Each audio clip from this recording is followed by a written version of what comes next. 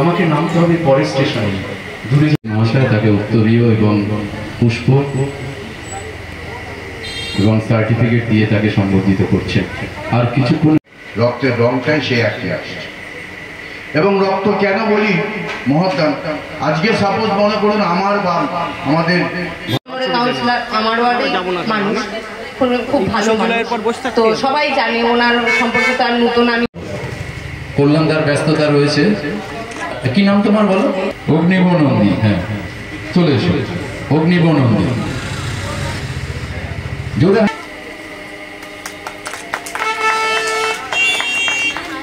মধ্যে উপস্থিত হয়েছেন। কথা প্রতিটা মুহূর্ত, প্রতিটা ক্ষণ যিনি আমাদের সাথে রয়েছেন, আজও অনুষ্ঠানের উদ্বোধক হিসেবে উপস্থিত হয়েছেন। সৌগত রায় মহাশয়কে উত্তরীয় পড়িয়ে সম্বর্ধিত করছেন এবং আজকের অনুষ্ঠানের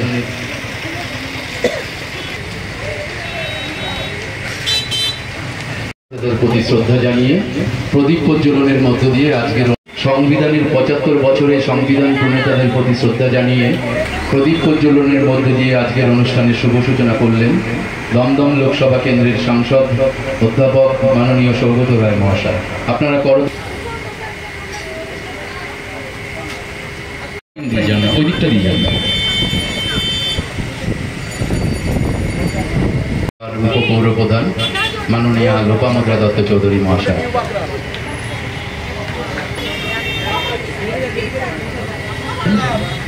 উত্তর দমদম পৌরসভার ২ নম্বর ওয়ার্ডের পৌরমাতা রীতাদি তাকে পুষ্পস্তবক দিয়ে বরণ করছেন এবং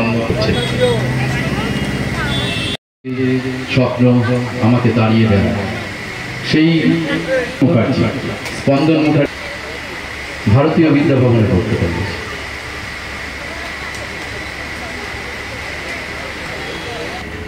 আয়ান হোসেন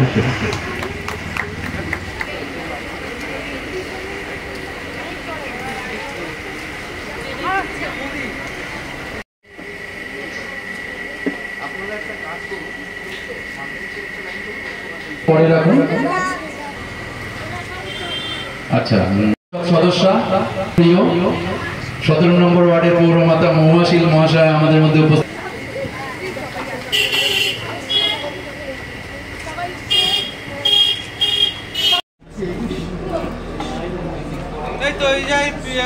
লাল একটা পিঙ্ক একটা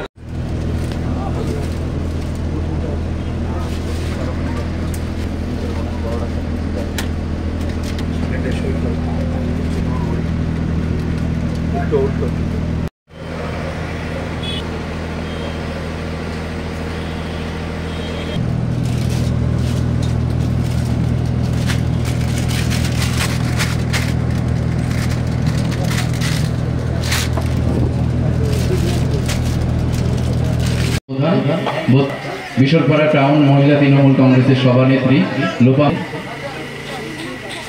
আচ্ছা, নিশা আঞ্জুকে সম্মানিত করছেন লোপাদি। আহ্বান করছি, নিশা চলে এসো বলছে। লোপাদির অনুরোধ, আমারও অনুরোধ। আমাদের ব্যাপারটা হয় কি, জয়ী বা পুরস্কৃত হই অনুষ্ঠান মঞ্চ থেকে, তারপর হেঁটে হেঁটে চলে যাই বাড়ি, আর মঞ্চের অনুষ্ঠান ফাঁকা থাকে। তা লোপাদেরও অনুরোধ রইল, পেয়েছে তাকে সম্মানিত করছে সোনিয়া মাহাতো। এর পরে রয়েছে সোনিয়া মাহাতো 69% পেয়ে উপাধি তাদেরকে সোনিয়া মাহাতো। তোরা একটু বসিস, কয়েকটা কথা সম্বর্ধিত করছেন। সকাল থেকে ছিল, আমি দেখেছি। তার মধ্যে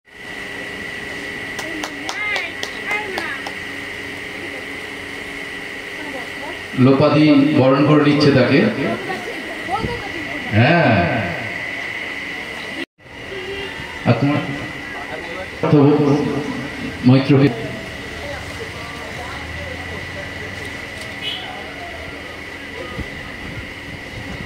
সম্বর্ধিত করছেন আমাদের প্রমাতা লোপাদি, তাকে সম্বর্ধিত করছেন। মানে আরো কয়েকজন হয়তো ফ্রন্টে এসে যেত। অর্ধবিত্ত যারা ফটোগ্রাফাররা রয়েছেন তারাও সুন্দরভাবে ছবি। প্রীতমের জন্য একটু জোরে সবাই হাততালি হোক। ঠিক আছে, জানিয়ে আমাদের মাননীয় মন্ত্রী চন্দ্রিমা ভট্টাচার্য, যিনি আমাদের এখানের বিধায়ক, উনি শুরু করেছিলেন বিগত 5 বছর ধরে যে আমরা রক্ত সমর্পণ, রক্ত আলিঙ্গন, এইবারেরটা রক্তার্ঘ হচ্ছে, এইভাবে এক একটা নামাকরণও ওনারই করা। যে গ্রীষ্মকালীন যে সংকটটা তৈরি হয়, রক্তের সংকটটা 2011 সালের পর থেকে কিন্তু অনেকটা মিটে এসেছিল। মাননীয় মুখ্যমন্ত্রী মমতা বন্দ্যোপাধ্যায় পশ্চিমবঙ্গ সরকারে যখন মসনদে বসলেন, তারপর থেকে উনি জবে থেকে রিয়েলাইজ করলেন যে গ্রীষ্মকালে কিন্তু একটা রক্তের সংকট হয়। তখন পুলিশদের বললেন, আমাদের পৌরসভাগতভাবে সব দিক থেকে বলা হলো যে ব্লাড ডোনেশন ক্যাম্পগুলো করতে, যাতে কোথাও কোনো রক্তের অভাব না থাকে। যেহেতু রক্ত এখনও বৈজ্ঞানিকরা রক্তকেই তৈরি করতে পারেনি, একজনের রক্ত দিয়েই আরেকজনের শরীরে রক্ত দিয়েই মানুষটাকে বাঁচাতে হয়। সে মুমূর্ষু রোগী হোক, কিংবা জটিল অস্ত্রোপচারের পরই হোক, কিংবা থ্যালাসেমিয়া পেশেন্টই হোক, কি ব্লাড ক্যান্সারের পেশেন্ট হোক, যাই হোক, সব মিলেই। কিন্তু যখন আবার সেই কোভিড এলো, কোভিডে যখন সব ঘরবন্দি হয়ে রইল, কিন্তু ওই সময় ওষুধগুলো তো থেমে থাকেনি। কিন্তু যখনই লকডাউনটা খুললো, আমাদের মাননীয় মন্ত্রী চন্দ্রিমা ভট্টাচার্য, যিনি আমাদের সকলের শ্রদ্ধেয়া দিদি, এবং দিদির উদ্যোগে এবং দিদির নির্দেশে আমরা প্রতি বছর এইভাবে কিন্তু রক্তদানগুলো করে যাচ্ছি। 110 দমদম উত্তর জুড়ে, মানে 54টা ওয়ার্ড জুড়ে কিন্তু রোজ 2-3টে করে রক্তদান শিবির আমরা অনুষ্ঠিত করছি। তাতে নিশ্চয়ই এতগুলো শিবির থেকে 50 জন ডোনার মিনিমাম দিচ্ছে। অনেক জায়গায় বেশি হচ্ছে, গতকালকে কল্যাণদার ওখানে 60-এর উপরে হয়েছিল। আমার এখানেও তো লোক আছে, কিন্তু এরা বোধহয় 2.5-এর পর আর নেবে না, কিন্তু 50 জনের কোটা সবার কমপ্লিট হয়েই যাচ্ছে। কাজেই রক্তদান শিবির তো নিশ্চয়ই সাকসেসফুল। যেভাবে রক্তদাতারা এগিয়ে আসে রক্ত দিতে, আমি তো বরাবর বলি যে রক্তদাতাদের কাছে আমরা কৃতজ্ঞ। আমরা রক্তদাতারা যদি না এগিয়ে আসে, তাহলে আমরা কিন্তু ব্লাডটা দিতে পারবো না। ব্লাড ডোনেশন ক্যাম্প আমরা সম্বর্ধনা দিলাম 45 জন ছাত্রছাত্রীকে টার্গেট করেছিলাম আমরা, ওদের নামগুলোও লেখা ছিল, কিন্তু সবাই এসে নিতে পারেনি। যারা নিতে পারেনি ওরা কালকে আমার বাড়ির অফিস থেকে নিয়ে যাবে। সেন্ট্রাল ব্লাড ব্যাংক থেকে এসে রক্তটা নিচ্ছে, প্রতিবারই তাই হয়। এবং শীততাপ নিয়ন্ত্রিত যে বাসটা, যেটা পশ্চিমবঙ্গ সরকারের বাস, সেই বাসেই আমাদের সব ব্যবস্থাপনা করা। যারা রক্ত দিয়েছে তাদের উদ্দেশ্যে কি বলবে? আমি বললাম তো, আমি সবসময় ওদের কাছেই কৃতজ্ঞ। আমরা এই রক্তদান শিবিরগুলি অনুষ্ঠিত করি, কিন্তু রক্তদাতারা এসে যদি রক্ত না দেয়, এইগুলো তো সব বাহুল্য। আমরা যাগুলো করি, একটা স্টেজ, ভিআইপিরা সব আসা যাওয়া, বক্তব্য রাখা, এই সেগুলো তো বাহুল্য। কিন্তু আসল জিনিস যেটা রক্তদান, সে রক্তদাতা ছাড়া তো রক্তদানটা হবে না। কিন্তু এই প্রসঙ্গে আমি বলি, 2012 সালে যখন আমি বিশ্বরপাড়া টাউন তৃণমূল কংগ্রেসের মহিলা প্রেসিডেন্ট হই, তবে থেকে কিন্তু আমরা প্রথম 2012 সালে কিন্তু কোনো মহিলা রক্তদান শিবির করেনি। আমরা কজনের মাঠে কিন্তু বিরাট বড় করেই করতাম। 100 থেকে 150 কিন্তু আমাদের সবসময় ডোনার হতো, এবং 1000 লোকের খাওয়ার একটা অ্যারেঞ্জমেন্ট আমাদের কিন্তু থাকতো।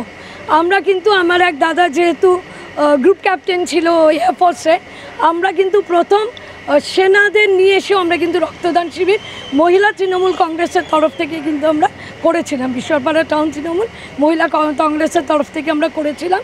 সাথে কিন্তু রন্ধন প্রতিযোগিতাও থাকতো, বসে আঁকো প্রতিযোগিতাও থাকতো, সবগুলোই থাকতো। কিন্তু রক্তদাতা আজকে রক্ত দিলেন, এখন ওদের 50 চলছে, বাকিরা আছে। যদি ওরা নেন তাহলে আরও বেশি নিতে পারবে। ধন্যবাদ আপনাদের সবাইকে। সকলে ভালো থাকবেন, সুস্থ থাকবেন। মনে হয় যে অতীতের সব রেকর্ড ভাঙবে। এবার অসম্ভব উৎসাহ আছে লোকসভা নির্বাচনের পরে। আমার মনে হয় খুব লোক হবে। আপনারা রেল চাওয়ার পরেও রেল থেকে আপনাদেরকে সহযোগিতা করা হলো না, ট্রেন দিচ্ছে না, শিয়ালদায় আমাদের মঞ্চ করতে দিচ্ছে না। এখন এসব হবে, এই নিয়েই করতে হবে। মানে এটা কি লোকসভা ভোটে যেহেতু ওরা এবারে ভালো না, ওরা বরাবরই দেয় না, মোদীর সরকার দেয় না। 77 থেকে 66 চলে এসছে, 77 থেকে 66 বিজেপি জানি, বিজেপি শেষ। চলো।